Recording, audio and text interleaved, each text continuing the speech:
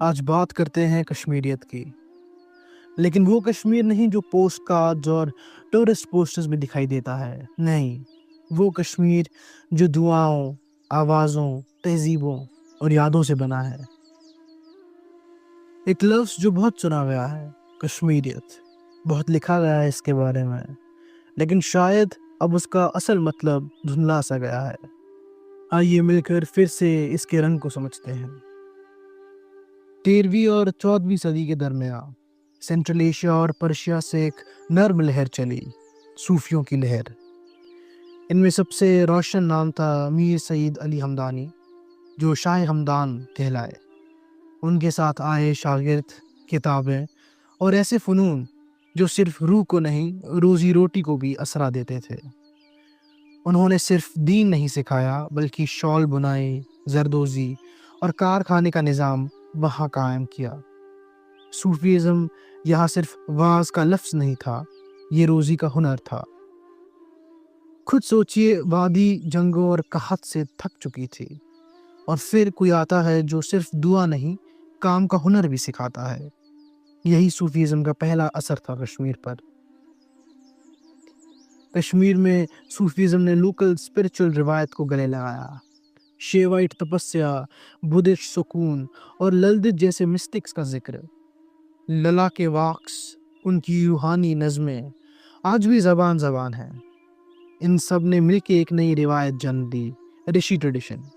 Simplicity, nature کے ساتھ وحدت، مہمان نوازی، یہ اس کی بنیادی اصول تھے۔ نند رشی یا شیخ نور الدین اس رشی سلسلے کے مرکزی بزرگ بنے۔ ان کا پیغام تھا، مذاہب الگ ہو سکتے ہیں لیکن روح کا اصل ایک ہے۔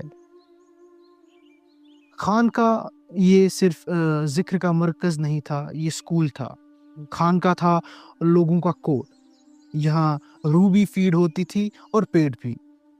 شاہ ہمدان نے کارخانے آرگنائز کیے، آرٹسنس کو ایک ساتھ لایا اور لوکل بازار کو طاقت دی۔ یہ تھا صوفیزم کا دوسرا اثر، روحانیت اور معیشت کا ملاپ، دعا اور دفتر ایک ہی چھت تلے۔ کشمیریت ایک ایسی تہذیب جو ہندو مسلم سرحد سے بہت آگے تھی۔ زبان، روایت، تہوار سب شیر تھے۔ درگاہ پہ پنڈت بھی جاتا، مندر کے میلے میں مسلمان بھی شامل ہوتا۔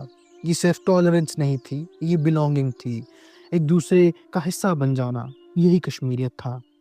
ایون آرکیٹیکچر، مسجدوں میں مندر کے پتھر ری یوز ہوئے، ووڈن کارونگز میں دونوں روایتوں کا نقش۔ یہ تھا کشمیریت کا صورت و سیرت دونوں کا سنگم۔ 1980 کا آخری سال، 80 کے دشک کا آخری سال، جب ملیٹنسی آئی، سب سے پہلے نشانہ بنا کلچر۔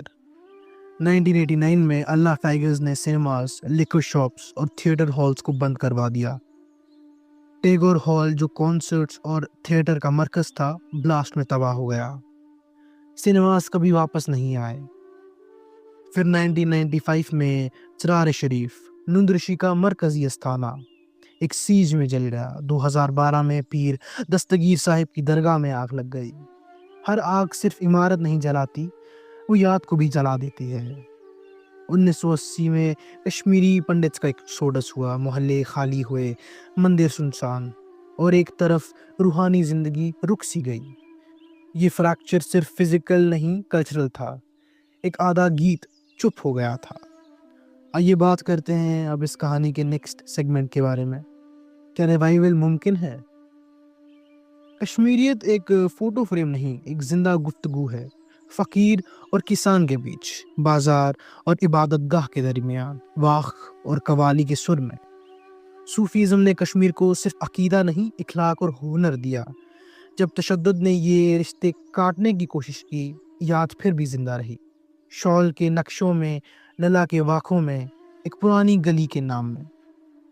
آپ جہاں بھی ہیں، سری نگر، دلی، لندن یا لاہور، ایک کام کیجئے، اس گفتگو کو زندہ رکھیے۔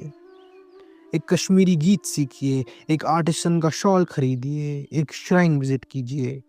یاد رہی تو تہذیب رہے گی۔ آئیے کچھ ڈسکس کرتے ہیں صوفی سینٹس کے قصے اور وادی کے افسانے۔ کشمیر کی گلیوں میں ہر کونے میں ایک قصہ چھپا ہوا ہے۔ کہتے ہیں ایک دفعہ شاہ ہمدان کے پاس ایک کاشتکار آیا۔ اس نے شکایت کی پانی نہیں آ رہا ہے کھیتوں تک۔ شاہ صاحب نے بس مسکرا کے کہا کل دیکھو۔ اگلے دن چشمہ وہیں سے پھوٹ نکلا جہاں انہوں نے ہاتھ رکھا تھا۔ چاہے یہ صرف روایت ہو یا سچ، لیکن قصہ یہ بتاتا ہے صوفیزم نے روح کے ساتھ ساتھ زندگی کے مسائل کو بھی حل کرنے کا وعدہ کیا۔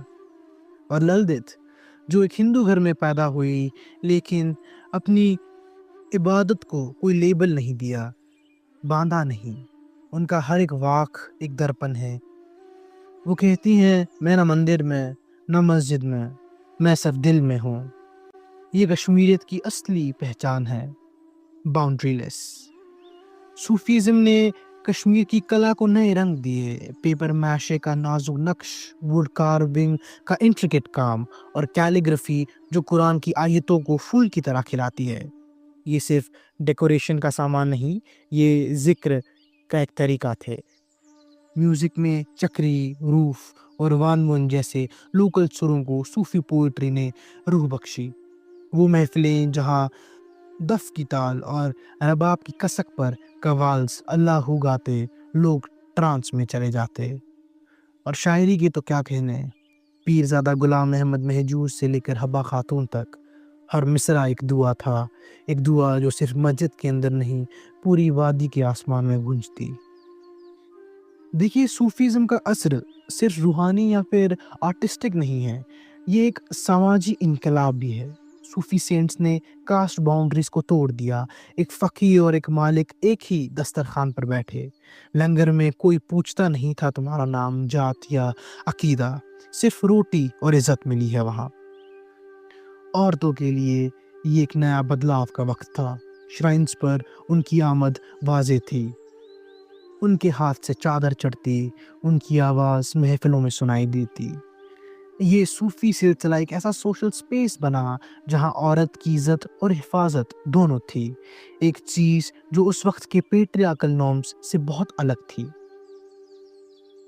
کشمیریت ایک کتاب نہیں جو ایک دفعہ لکھ دی گئی اور بس، یہ ایک مسلسل گفتگو ہے۔ صوفیزم نے اس گفتگو کو ایک لہجہ دیا، نرم، انکلوزیو اور پیار سے بھرا۔